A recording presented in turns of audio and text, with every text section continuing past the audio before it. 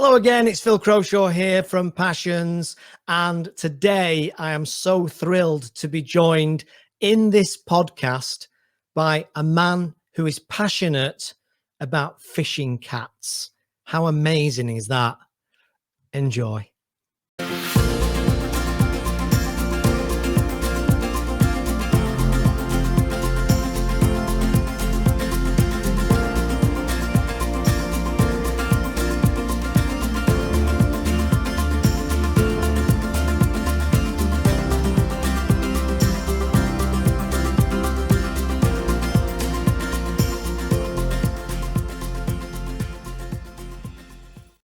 Well, hello, and a very warm welcome to another edition of Passions. And today we have another international flavour of an episode. And today we're joined by Ashwin Naidu. And Ashwin Naidu is in good old Arizona in USA. So there's a time difference, which we've had to figure out. But we've managed to do it. All the technology is working so far, which is always a bit of a dangerous thing to say. A very warm welcome to Passions, Ashwin. So the first question I'm going to ask you is, what's your wife doing in the background? She's adjusting the window before she takes off to work. So this was perfect because it started recording right now and she's in it. Yay! Did you know you're in it, Abby? You're in the show now. Yep. She just went by and she took off. But it was fun to start the interview, Phil, with her chatting with you in her English accent, which was pretty amazing. This is my fake accent, by the way. If I talk to you in my original accent, I don't think everybody on your show will understand. But well, you've obviously got that flexibility, so that's good. That you're I'm going to put you down as multilingual on the notes. Yeah. And for my Indian friends, this is what happens when you travel internationally. Your accent switches to wherever you go, so it changes. Right. Yeah. Okay. Well, I'm going to keep all that in because I think it shows how real we are, doesn't it? Yeah. So Abby will get a starring role, even though she doesn't know it yet. So I'll start again with that bit. Tell us about yourself and what your passion is. All right. Well, I'm here today telling you about my passion for wildlife conservation, and then how I'm obsessed with wildlife. And when I was a kid in India, my dad used to take me out on hikes on the weekends, and we used to go climb rocks. And then that led to a safari that my mom funded for my dad and me to the Serengeti in the Africa. And that just completely changed my life. And I said, in India, we do our engineering degree or we do medicine, that's like the starter. It's like most people like, okay, are you going to be a doctor or an engineer? I was like, okay, fine. I got to choose one or the other. So I chose engineering, but in the end, I was like, I want to do something not for humans, but for animals, because I was a big time, animal lover. I wanted to do something for little cats and dogs, and the energies merged in my late teens, and then I found out, okay, fine, wildlife conservation. Let's see what we can do for that, and that's where I am right now, 20 years later, as a conservationist or a conservation professional, focused on trying to protect one species and its habitat. We'll get into that. Yeah, I mean, absolutely. And as I said to you, we've done lots of conservation interviews on Passions. We've had Ian Redmond talking about the gorillas and Jane Galton talking about cheetahs. And this morning I did an interview with Simon Jones that people haven't seen yet about rhinos. And when I was contacted to interview you, I had to read it 2 or 3 times, because your passion, if you think of a passion is the top level, which is what you've just described. But when you go down to the next level, you have a passion for fishing cats. Wonderful. Right. Talk to me about fishing cats. Okay, so that's a great way to put it. You go down these levels, right?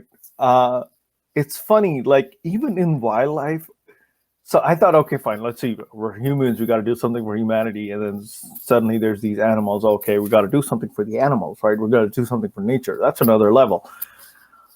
And then in that level, there are levels, right? So a lot of the cute and cuddly animals get a lot of attention, whereas a lot of the creepy and crawly animals don't get as much attention. I think that's a great graph that was published.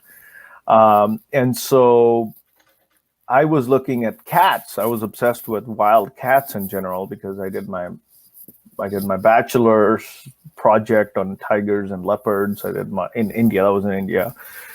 In the U.S., I did my master's and PhD on mountain lions and bobcats, and I just was really interested in doing something for wild cats. And in wild cats, I found there are about 40 species of wild cats. And a lot of the big cats get a lot of attention: lions, tigers, leopards, snow leopards, jaguars. All these big cats get a lot of attention.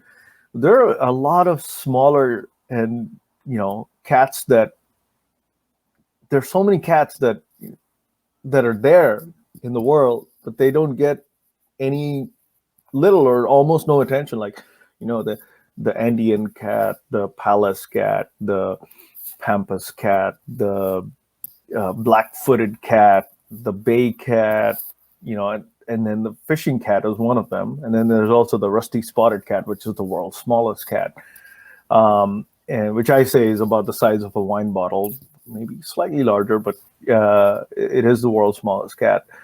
And I thought, okay, fine, fishing cats live in my backyard in India. Well, by backyard, I mean, in the region where I am originally from.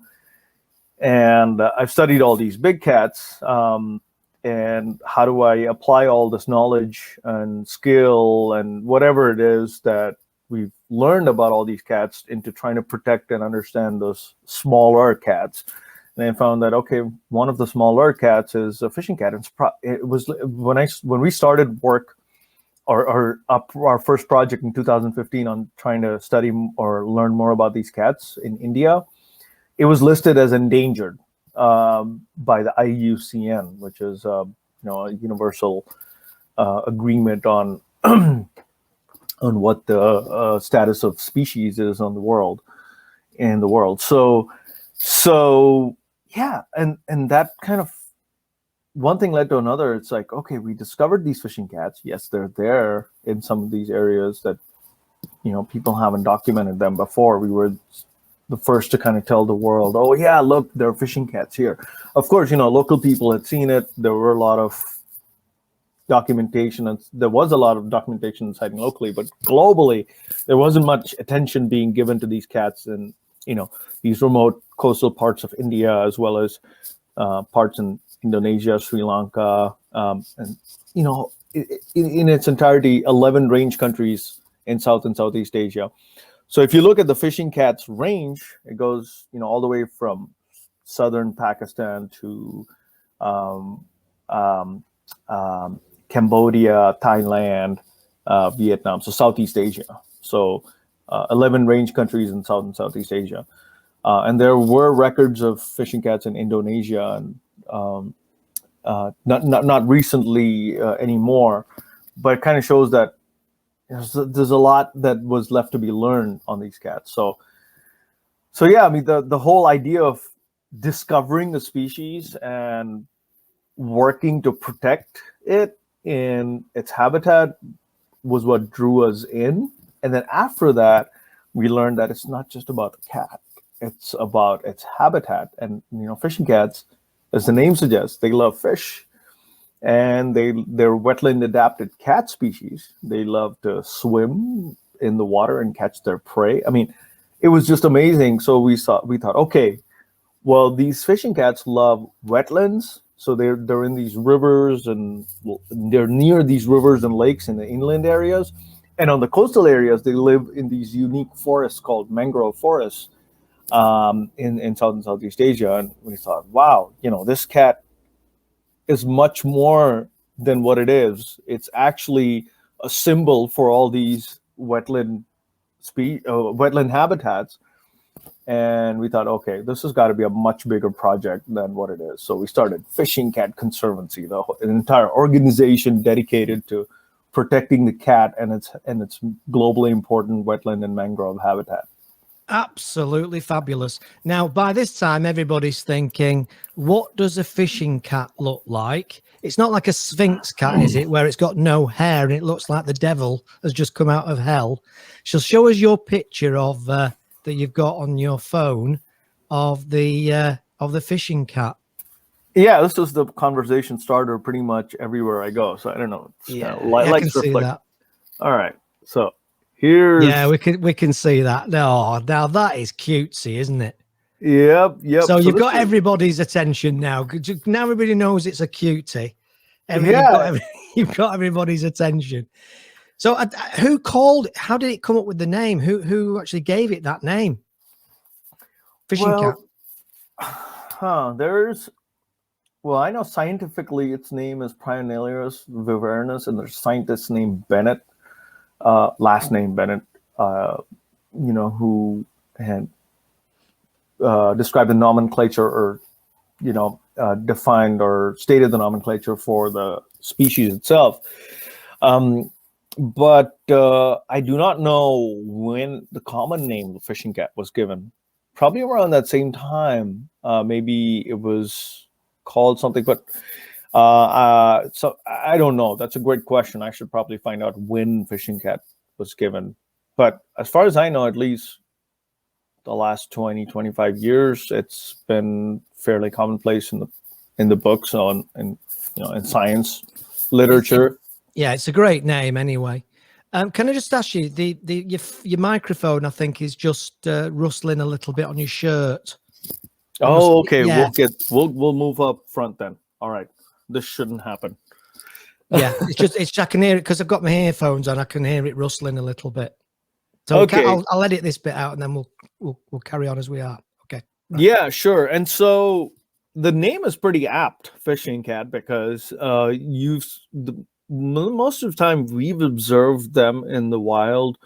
They are out looking for fish to catch, and it's a cat that catches fish, and so it's a fishing cat. So it's very easy. A lot of people confuse, the first time they hear the name fishing cat, they're like, okay, is it a fisher? Well, it's not a fisher. The fisher is a different species, and sometimes people confuse it with catfish.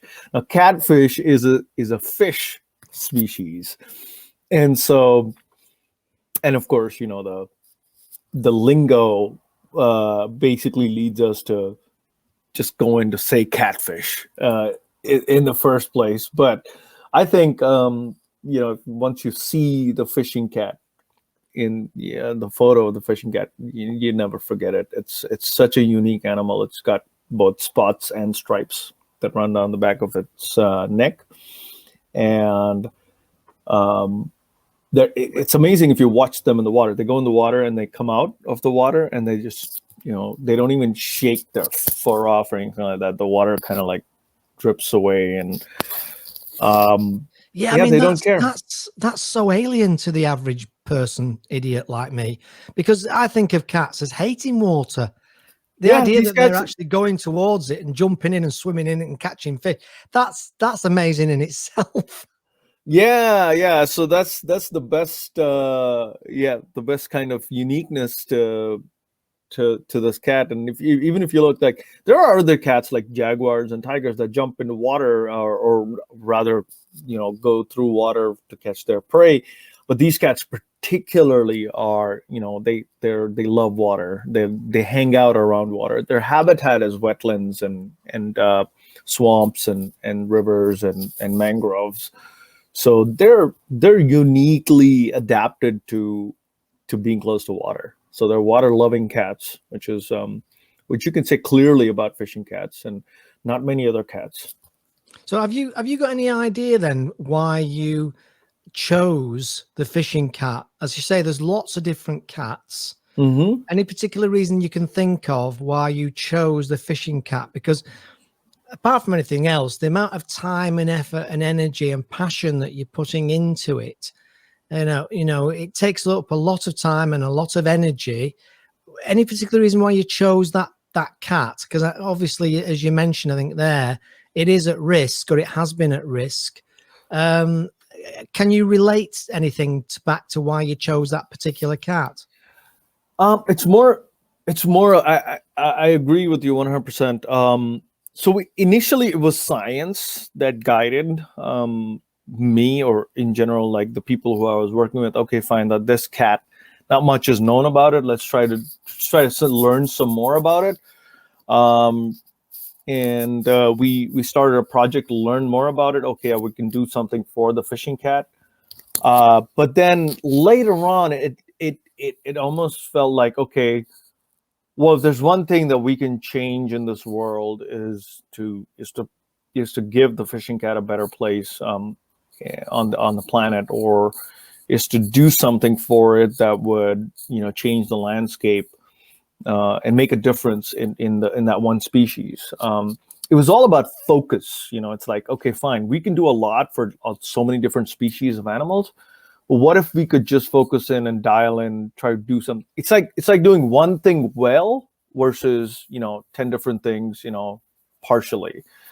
And that was what drew me. And generally my psychology tends to be like, I want to focus on just one thing and just try to do that as best as possible. And the problem with the fishing cat was the more we learned, the more we realized, or rather, what is that statement? The more you know, the more you realize you don't know. Yeah. So it was like, it just kept opening up worlds for us. Or it's like, okay, yeah, we discovered the fishing cat. Oh no, this population is now facing a lot of issues because the people here are cutting down the mangroves and they're turning them into fish and shrimp ponds. And there's a huge demand across the world for aquaculture and seafood.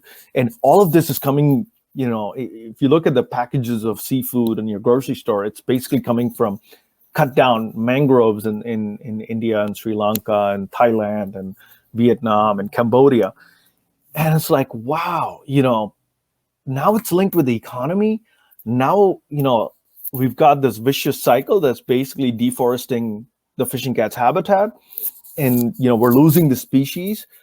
Okay, well, what do we do about it? I mean, we know it's a cool species. We've got to do something. And then it's like, okay, we can't just let it go right now. We can just, oh yeah, we've discovered this cat. We've published some research on it saying, oh wow, this cat is there. If you look at any research paper on these animals, they'll say, yeah, this species does this, or is like this, or behaves like this, yada, yada, yada. But in the end, it's facing a huge problem because of habitat loss or fragmentation or poaching, or there's always this line that says this animal is basically screwed because of human caused issues. And so we're like, we can't just leave this there. We got to delve further into this and try to solve this problem. And lo and behold, it's not about the fishing cat anymore. It's about everything else. We start with the fishing cat. It's like the flagship, right? But underneath it, it's about people. It's about economy. It's about restoring its habitat. It's about sustainability. It's about carbon offsets. It's about basically ecosystem restoration. And that's our website. If you go to fishcat.org, you'll see working to protect Earth's most valuable ecosystems. Yeah, I'm glad you mentioned that. Fishcat.org. We need to check that out. No, absolutely no doubt about it. But it's interesting you should say that, because I would say that's been one of the takeaways I've got from all the interviews I've done with all the conservation people that I've been lucky enough to speak to on this in these shows, is how it impacts, like dominoes. Everything's kind of impacts on everything else, and and a number of them have talked about the conflict between the local people who have to live, versus they have to feed their family. Absolutely. Versus the other side of it, which is the poaching, and with rhinos this morning, as I say, talking to Simon Jones. But then at the same time, the locals have to live. And it's very broad, isn't it? Everything's interwoven, I suppose, for want of a better expression. Yes, absolutely. That's exactly the kind of thing we're in. And the whole idea is for us now, believe it or not, what we do is we write contracts with people who own lands, and we're trying to incentivize restoration and reforestation of that land such that it provides for a nature-based livelihood to the people who are working that land. And so it's a win-win-win for fishing cats, the forest on the ground, and the people. And that's our work. We are working to support people to do conservation, and including myself, like you said in the beginning of the podcast, how'd you end up making a livelihood out of this? It literally is, the question is, can we create nature-based livelihoods that help solve these problems? And if we can create more conservation and nature-based livelihoods that are more enriching than the livelihoods that are actually destroying nature, then we've got a case. We can say that, hey, you know what? And that's what I experienced when I went to Tanzania and started my career in wildlife. I saw my 2 field guides. By the way, their names were Thomas and Jerry. So Tom and Jerry. They were you couldn't make that one up, could you? I could. You go to Serengeti, they're out there guiding safaris, and they're like, this is our livelihood. We live and eat because of this wildlife, and that's why we want to protect it. We're going to do these safaris generation after generation. We're going to guide safaris generation after generation.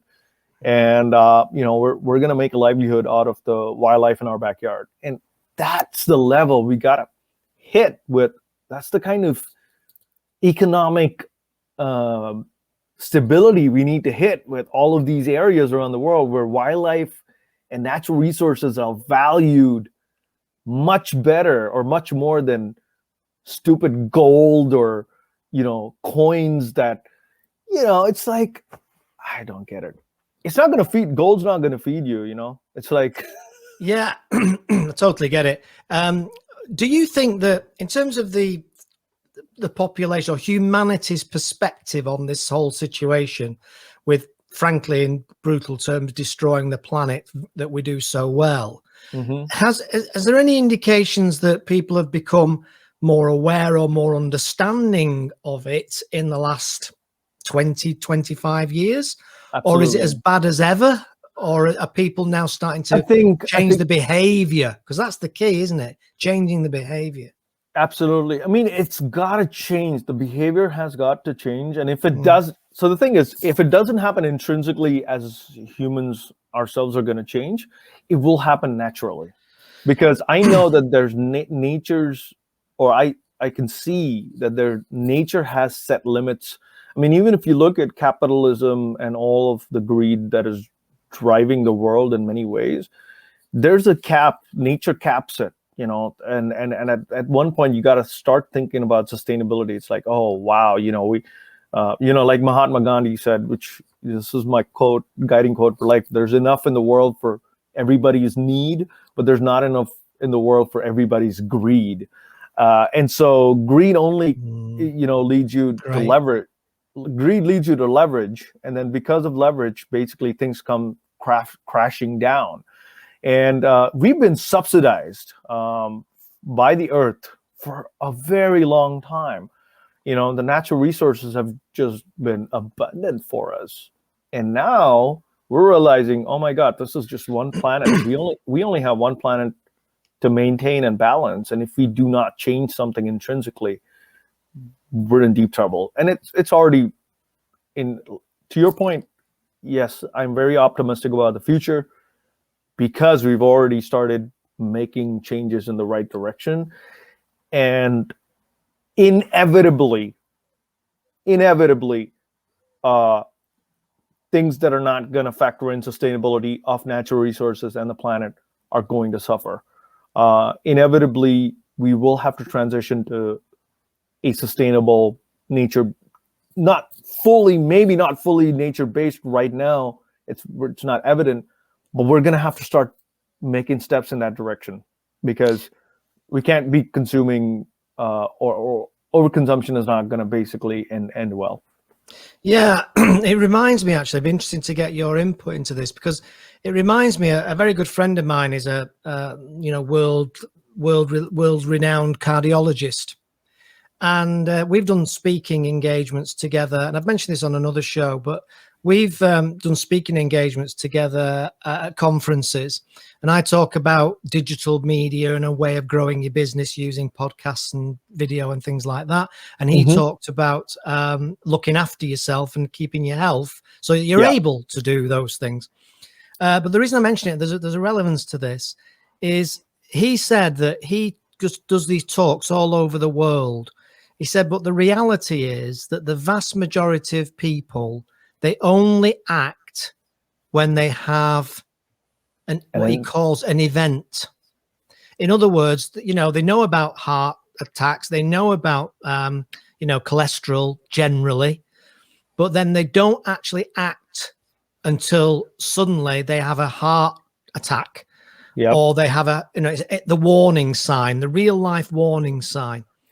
Do you think there's an element of that in this whole area of conservation, where the danger is that we need to almost have a 5,000 foot bloody tidal wave to come in just to kind of make the point? Oh yeah, absolutely. That's what COVID's doing right now. You know, the idea that, you know, COVID is basically a zoonotic transfer of it's basically gone from animals to humans, right? The virus, and so, and a lot of it is linked back to the illegal wildlife trade that has happened. And it's a pandemic, and you know, that's nature's way of saying, you can't keep messing with me. You know, I'm going to come back at you and basically bite you in the butt. And that's exactly what's happened to the world. Is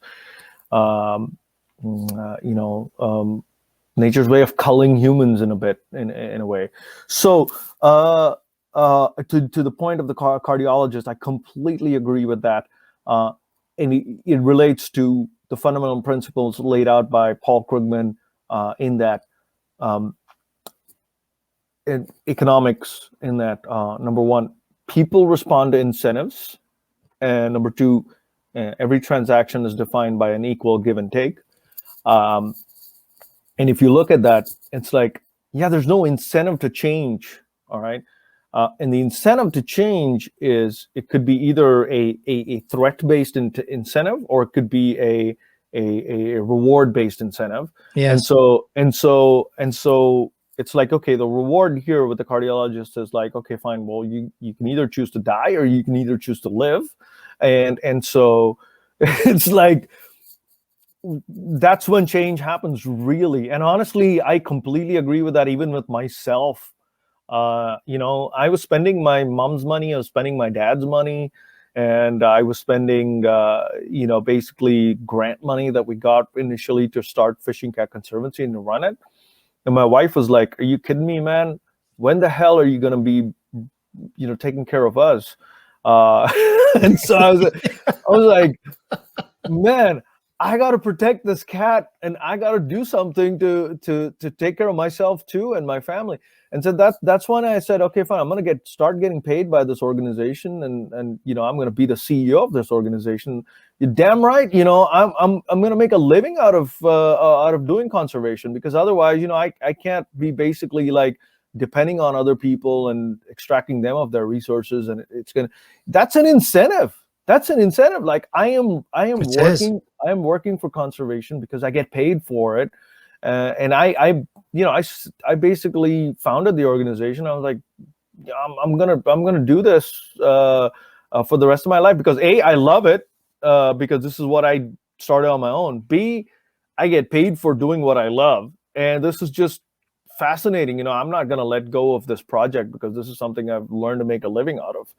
And you know, I don't know how much we're going to touch up on this podcast, Phil, but I find that a lot of the conservation projects around the world are failing because of this one issue. And we were close to failure like 15 times in the last 5 years.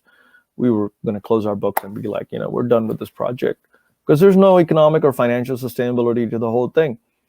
Well, financial sustainability and economic sustainability for conservation projects is super important. Because if there is no economic sustainability, then these projects aren't gonna last, and these species are not gonna get conserved. And a lot of my friends who studied wildlife with me are not in wildlife anymore because their number one point is like, dude, there's no money in wildlife. I'm going on to do other jobs that pay me better. And so I'm doing my best to see if we at Fish and Game Conservancy can change that. Can we get people well-paid positions? I mean, these have got to be economically grounded positions where literally they're serving humans and wildlife to such an extent that they become invaluable. Kind of like the safari guide, you know. Let's say you were the safari owner of a safari company, and you have these field guides, and they're really good at their art. They know their animals. They know how to take care of themselves in the wilderness. They know how to take care of people in the wilderness, and they're out there. They've created a job and a business out of that. That's the stuff that's going to keep their animals, protect these animals, because that's their source of livelihood. And so, so that's what I want to touch up on going forward is to see how can we create systems, and we start earth camps and nature reserves with Fish and Game Conservancy. How can we create these, so to speak? I would maybe you can call it social enterprise or social capital, whatever it is, philanthrocapitalism, whatever it is. How do you create these smart economic systems that function to actually benefit and restore nature? Yeah, I mean, coincidentally, I had exactly the same conversation this morning with Simon Jones of Helping Rhinos. And he was saying he's got a corporate background, and he was saying how important it is. And he's been able to use his corporate background to treat the charity as a business.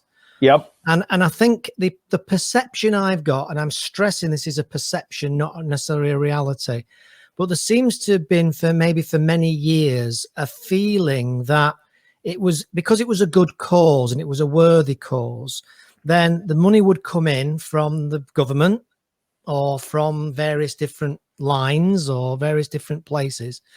And, it's almost as if there wasn't a need to make it into an independent, sustainable thing. Is it fair to say that it's now changed and the economics of the world, especially maybe on the back of the pandemic, for example, that entities and charities and things, the sort of things that you're doing have to have, or at least the thinking behind it has to be about finding sustainability in the finance and not just treating it as finance is a dirty word when it comes to charity? Oh yeah, I know. That's the thing. It's like it's important. In like it goes back to the fishermen, right? Everyone's trying to lead their livelihoods. And there's got to be an economic system in place. If you're not, let's take humans out of the picture for a second. Let's say you're the only human on the planet, or not the planet. Let's say you have 1 acre of land, right?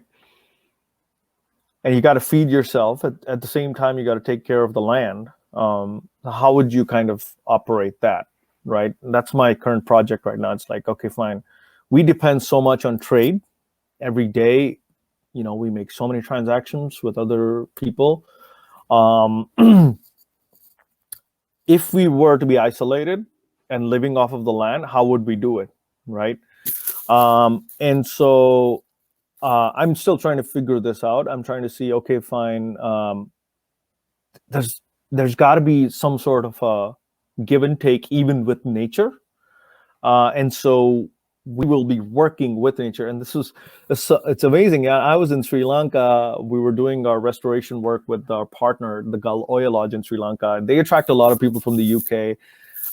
And one of them said, I think the philosophy that I follow in life is I like to work with nature and not against it.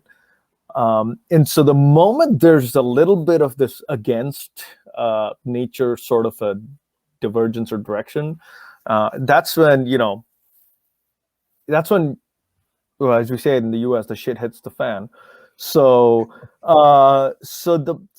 in conservation projects, if we go back to the idea that, okay, fine, nature is producing and we work with nature and we produce these things, a lot of things like bamboo toothbrushes are becoming really popular. I mean, bamboo is amazing. It's nature-based steel. It's literally, you can build stuff with it. You can do,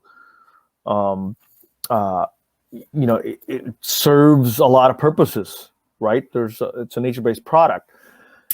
And so then comes the economy part of it, which is, okay, well, people who are producing nature-based products are marketing it. And that's got to happen. And so in this case, for conservation projects, they are nature-based products. We are marketing, fishing catch. We're marketing mangrove habitats. We're marketing, and that's for people to come in and go, okay, yeah, this is a worthy cause. This is this is something I relate to. I want to donate to this cause, or I want to basically protect these animals because, I believe in the future of the planet. I want to be able to invest in the future of the planet. If I die tomorrow, all of my wealth is going to protect this particular area on the planet that will remain in my legacy forever. Even if it doesn't really matter. We're all dead in the long run. Let's do the right thing for the planet and its sustainability.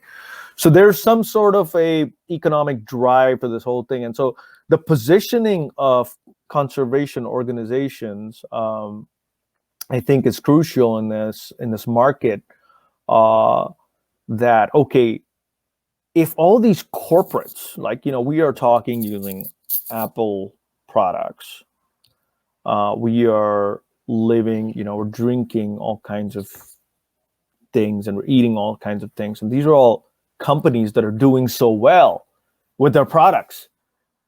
Why can't we create products out of nature that will do equally or even better? Because, they have much more sustainability factored into them because of the fact that the natural subsidy of the earth is working as a tailwind. So I agree with you on that. It's that the financial system is a natural mechanism that will need to be harnessed. And I think conservationists and conservation projects are so obsessed with admiring the beauty of nature that they forget the financial and the natural economy that's driving this whole thing. And I think it's really equally important for us conservationists to be focused on the financial and the economic side of things, to be able to really make true impact. I think going forward, it will be so much more meaningful for people instead of killing dolphins. Or I think that nature, I love that documentary Seaspiracy on Netflix. It really brings to light all the crap that's going on. Wouldn't it be so much more beautiful for people not to be killing dolphins? And those same people who are killing dolphins, if they were given jobs in nature that pay them better, they'd be doing that stuff. I don't think the people who are killing dolphins, if they're paid to do something that's protecting nature, they would be doing that. I don't think. Yeah, I think that's absolutely true. But it's probably true of ourselves. I mean, you just use the example there about toothbrushes. I think the vast majority of us, if there's a toothbrush on the shelf in what would be Walmart, probably where you are, Asda where we are, and it was made of bamboo and it was an extra 25 pence, but it still did the job. I can't imagine that the majority of people, and I know some people are on the bread line, and that's a whole different thing, but the majority of us is certainly in a certain demographic or above a certain demographic. I can't believe that we wouldn't think, okay, well, yeah, I'll take the bamboo toothbrush, but it's not available, is it? The sustainable option isn't readily available, and even if it is available, it's not necessarily right in front of your eyes. It's 4 rows back. I agree 100%. And this is where we're failing, right? Like, okay, fine, if the guy who manufactured the bamboo toothbrush had pricing power, you'd be like, dude, I'm going to sell this 25 cents cheaper, and it's going to last longer, and it's going to be right in front of your face. That's the passion of that guy. If I were to be selling the bamboo toothbrush, I'd be behind that toothbrush and be like, this is a better product than your crappy whatever plastic toothbrush, this is a better product, I'd be selling the crap out of that, and I'd be putting pricing power in there. People don't want to pay so much. Okay, I'm going to pay. I'm going to make you pay less for this because it costs me less to make it, because now I've figured out how to make this toothbrush for cheaper than all these plastic companies, and I can do this better. See, that's the thing. It's like we need more. We need more competitors in the game. When Simon said about corporate and business background, we need these people to be. We need our community of conservationists to be positioning our products in a much better light, such that more of the economy is attracted to conservation projects. And I'll give you a straight up case here: fish and shrimp farming, right?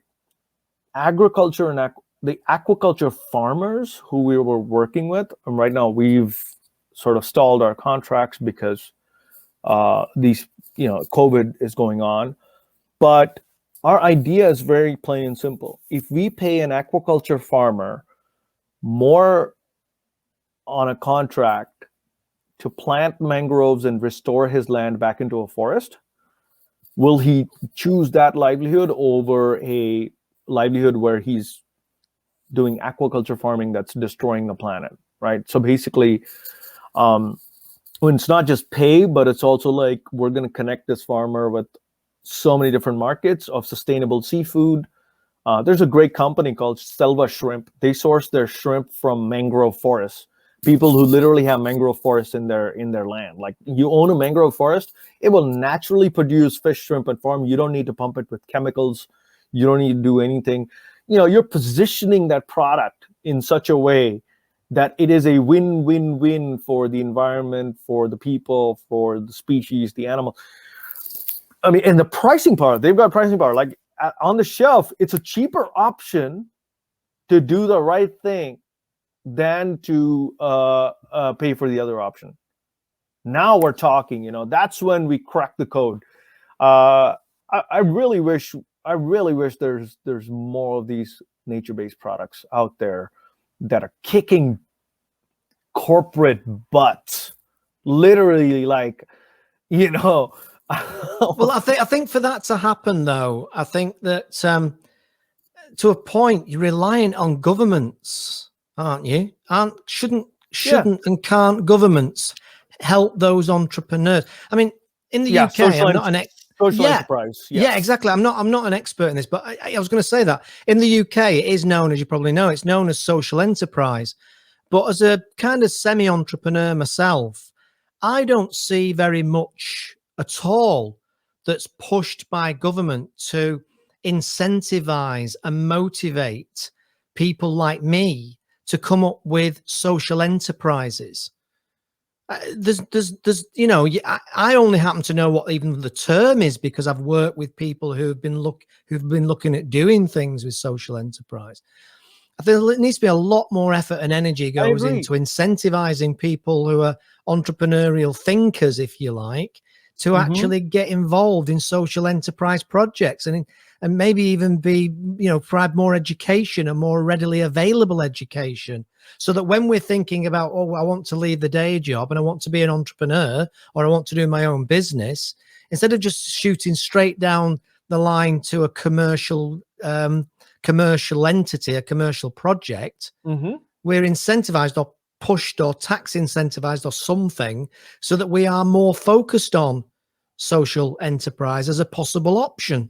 Absolutely. Yeah.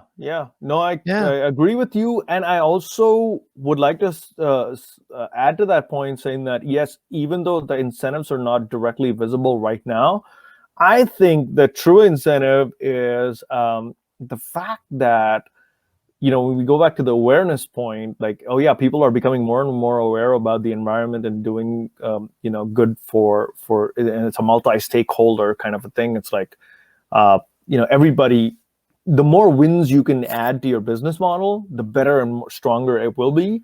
And so I think that it's going to transition, and it's also, I think the competition is going to drive it in that direction, because if you're not doing, literally, who's going to start an oil and gas company right now?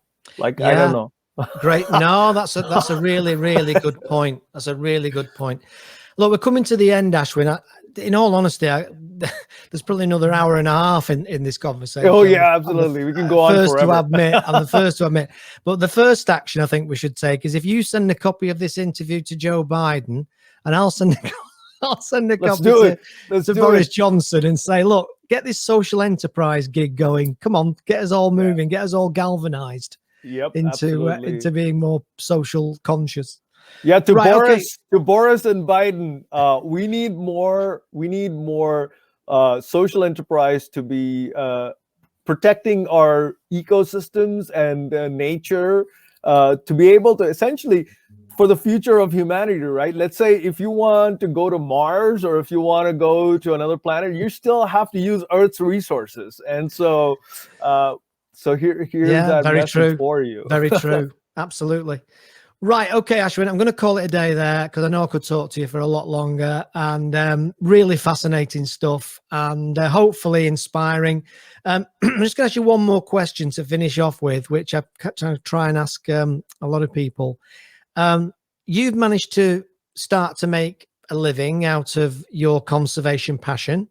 Mm-hmm. If somebody is in a corporate job right now, or in a day, or in a job, or even coming out of university, is there any tips you could give to people to maybe, shall we say, replicate what you've managed to do in terms of taking that passion and making it into some kind of living?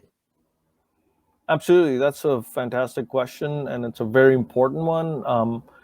I would suggest that, whatever your passion is. Now, as an entrepreneur, people say, yeah, you can monetize your passion. But I also want you to think about your own internal happiness. What makes you really happy? What you can do is you can take your core belief, your core values, and your core happiness, and be like, okay, fine, I can build and design a life out of this. And if you look at your education and your conscience or whatever it is, and you're doing the right thing for all the people, you will start to become more successful.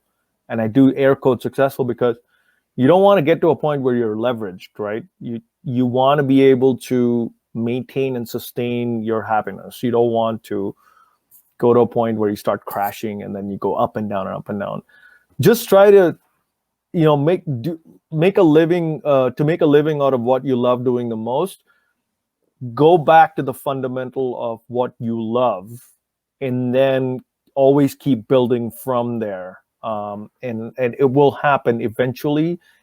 Always think long term, and it's not going to happen overnight. And even now, like 8 years down the line, I'm still struggling to make a living out of conservation. But it's the pleasure is in the pain.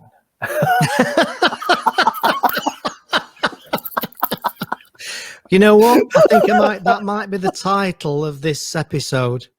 But then the problem is, if I put that in the title, they might think it's about something else. This video. The pleasure is in the pain. They might think it's something a bit more. Yeah. We forgot. I love these creatures. I'm going to find out more about these creatures. And sure. Fishing cats. Frankly, they're so cute. So you shouldn't have too much problem getting buy-in. Cute is good. Cute is very positive and very engaging. So good luck to you, and thanks very much for joining me, and good luck to the fishing cats. Obviously, I hope that they survive and prosper going forward. And as I say, I'll put that link to the website. Just say it again. It's website address. Fishcat.org. Fishcat.org. That's what I thought it was. Okay. Right. I'll pop that underneath as well for people to go and have a look. And thank you very much indeed. And as I say, maybe at some point when we get back to some kind of normality and you're in the UK, we can say hello and have a drink and discuss a little bit more about our friend, the fishing cat. Absolutely. We're looking forward to drinking like a fish with you. Love it. Love it. Thanks, Ashwin. Take care. All righty. Take care. Thank you. Bye-bye.